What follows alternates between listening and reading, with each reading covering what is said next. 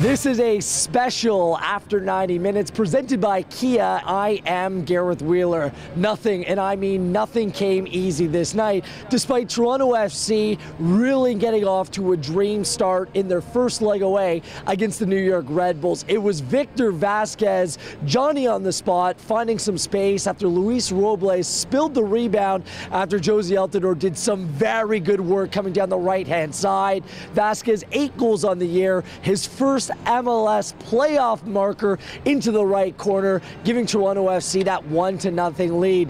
It was a clinical first half for Toronto FC. They sat deep. The New York Red Bulls really didn't create much proper defensive shape. That was until the final 2 touches of the first half really went against Toronto FC.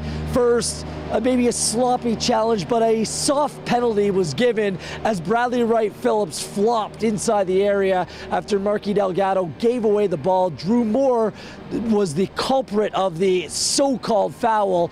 Daniel Royer stepped up from the spot, making it a 1-1 game at the half, which was inevitably harsh on Toronto FC, considering how they limited the New York Red Bulls to really nothing positive over 45 minutes. Now, credit New York. They came out in the second half. They played very well, applying all kinds of pressure. And one of the turning points of the match, Alex Bono coming up big, coming off his line after Bradley Wright Phillips found himself all alone in behind the back line. It set up yet another Super Seba free kick specialty strike as he scores in the 72nd minute, very similar to the 2-2 goal that he scored against Atlanta United on MLS decision day. That goal was enough to give Toronto FC the full 3 points and to take the 2-1 aggregate lead back to BMO Field on Sunday. Now, it's these kind of grinded out, difficult nights where you really need to push through, find an extra gear, and come away with something special, and that's why Greg Vanney liked tonight's win so much. Yeah, we defended well in terms of staying together as a group, protecting our box, protecting our goal. You know, we needed to be a little bit better with the ball in transitions, being a little bit better in the ball with possessions. I just thought maybe in the attack side we were a little disjointed in our movement. It was a little reactionary, 1 and 2 guys moving at a time, but we weren't really moving as a group. And so, you know, part of that's their pressure comes fast. You've got to be able to move just as quickly as their pressure is arriving. So, you know, for us, getting a hold of the ball and getting a hold of possession for long stretches it just wasn't there for us tonight. But the guys pulled together and we kept our shape defensively and again protected our goal. There weren't a ton of things on goal that we gave up, and then we found our moments either in transition or on set pieces. Yeah, great, very good result. I thought the way we went about it was good. You know, these games they take on a life of their own. You know, they're so different than games over the course of the regular season, and you have to embrace that. You know, you can't think that everything you do in the regular season is going to translate in the same way on these type of nights, and I think we have a group that understands that. You know, we know over the course of a game we're gonna have our moments to play and put plays together, but especially in a first leg on the road against a team like that, you know it's going to be physical. You know they're going to do so much to try to make the game fast and hectic and you know do whatever they can to disrupt things.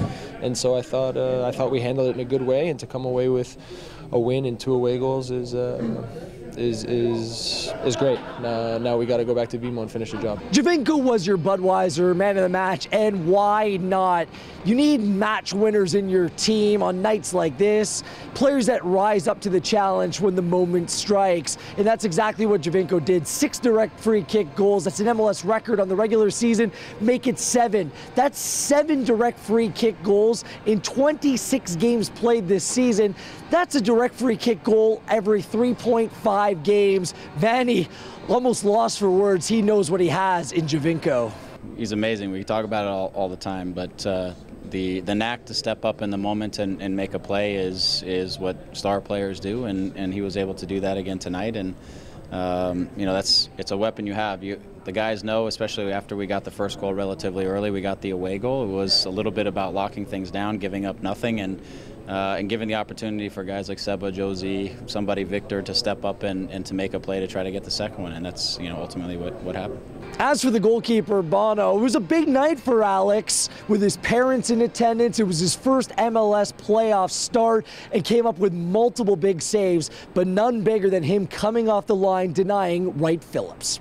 Yeah, I knew that he's looking at the ball the whole time, so no matter where his touch is, I know that I have the opportunity to be right on top of it. Only a touch backwards could really take him away from the pressure, and I knew that the defenders would be recovering for that. So for me, just to be there and be able to make an impact on the ball as soon as he had a chance to look up, that was just kind of what was going through my mind. He's not going to have enough time to touch this ball, look at the goal, and then have a shot. My goal was to make sure he wouldn't have enough time. To a man, Toronto FC acknowledges there is room for improvement, especially when it comes to keeping hold of possession of the ball. Hovering at around a 70-71% pass completion rate, the team can quite frankly do better and has been much stronger in that area over the course of the season. We will monitor the injuries, of course, over the week as well. Drew Moore left at the half with a rolled ankle, and Victor Vasquez left in the second half after going hip to hip with Felipe.